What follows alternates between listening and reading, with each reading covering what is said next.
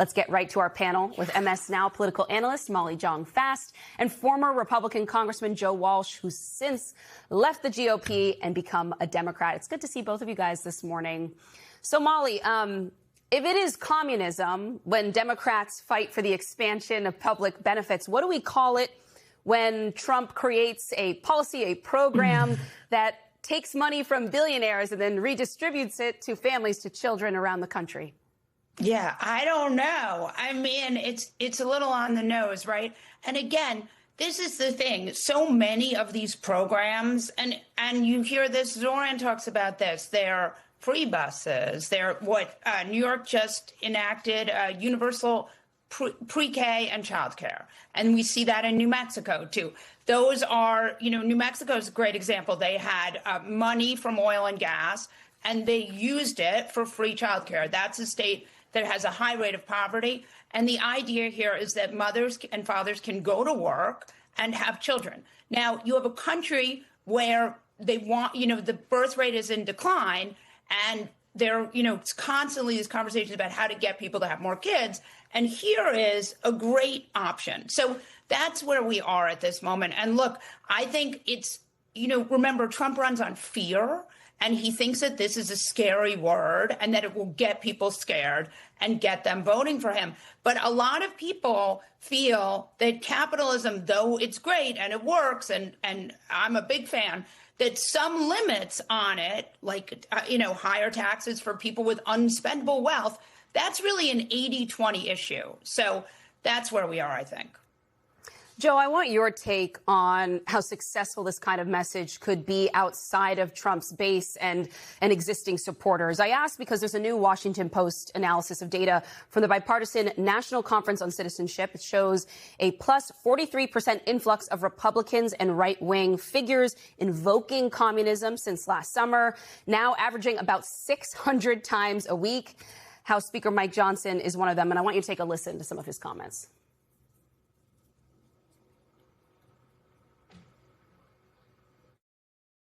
There are many Mamdanis popping up, running for Congress around the country, and you better be very serious about this. This is a serious threat to our whole system of government. These are Marxist. It's communism, socialism. We have to fight this. We're no longer just in an election cycle. We were saying it was common sense versus crazy. Now it's common sense versus communism, and everybody needs to wake up. So, Joe, do you think that kind of message resonates, again, with anyone who's outside of the pre-existing MAGA base? It shouldn't work, but it will if Democrats don't fight back. And that's what Trump and Mike Johnson and all of my former Republican colleagues are counting on, is that, like in the past, Republicans will throw out BS like this, to Molly's right, to scare people, and Democrats will just act above it all and not fight back. It'll work unless Democrats fight back and punch Trump figuratively in the nose. I mean, he's trying to scare Americans about communists. My God, he's a fascist. Antonio, this is why it works. The Democrats got tagged back in the day with they all want to defund the police, which was BS, but the Democrats didn't push back. Trump won to a large degree in 2024 because he threw out all the scare tactics about transgender Americans, and the Harris campaign didn't fight back. This communism thing will stick with people outside the MAGA base if Democrats think they're better than this and they don't need to get down in the mud and fight back against this. That's what Democrats have to do. Molly, what does fighting back look like? Because there is the reality, there are these primaries going on. So there is this intellectual sort of raging debate happening within the Democratic Party itself. But then there's also just Trump's own actions on this front. I mean, he has this rhetoric that he's using to attack the left, but he is constantly sort of flirting with and saying that he likes, for example, Xi Jinping. That guy runs a communist country. Then I want you to take a listen to some of his comments in a recent interview with my colleagues at CNBC about the stake the government has taken in Intel. Listen to this. Intel came in, they had a problem. I said, I can solve your problem, but I want 10% of the company. They said, what? I said, I want 10% of the company. And he agreed to. And the stock has gone through. So I think we made $60 or $70 billion in 8 months. Do I get credit for that? No. Somebody said, that's not very American. I said, no, I think it is very American, actually. Molly, what would Republicans have done if Barack Obama had done something like that? Right. I mean, look, that's what this is about. And I think part of it, I actually totally agree with Joe. Part of the problem with Democrats has been this taking the high road. And when you're in a world where the mainstream media is so small, it falls to Democrats to narrate what's happening, to narrate the corruption, to narrate how Trump is comparing himself to autocrats, and then to give advice, to sort of explain what they want to do. I mean, one of the great examples, I think, where Zoran has been really effective is at sort of narrating the things he wants government to do for people in New York City. Because it's one thing to say, like, they want socialism, they want this, they want that. But then for him to say, I want you to have fast, free buses. Like, that is something, that's an 80-20 issue. Who wants a slow bus? Who is like, I don't pay enough for public transportation?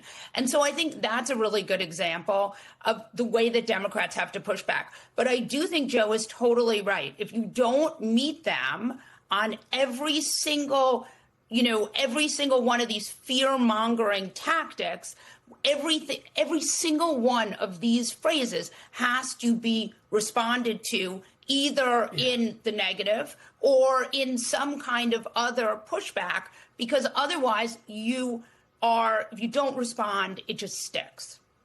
Joe, do you think that there is a Democrat who's doing a good job of this? I ask because I think I have a graphic of all the different kinds of Democrats. Actually, it's not even just Democrats who have been called things like communists and Marxists by Trump in the past.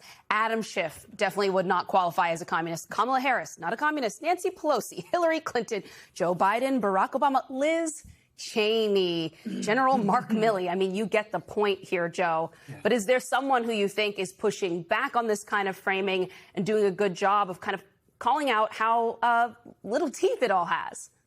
I think some of these newer Democratic candidates who are fighting. Democratic voters want fighters. Look, Antonio, I come from the right. We always believed on the right that we could scare Americans with these culture war issues and Democrats would never fight back. And generally, that's always worked. So what I've been pleading with my new party is fight back.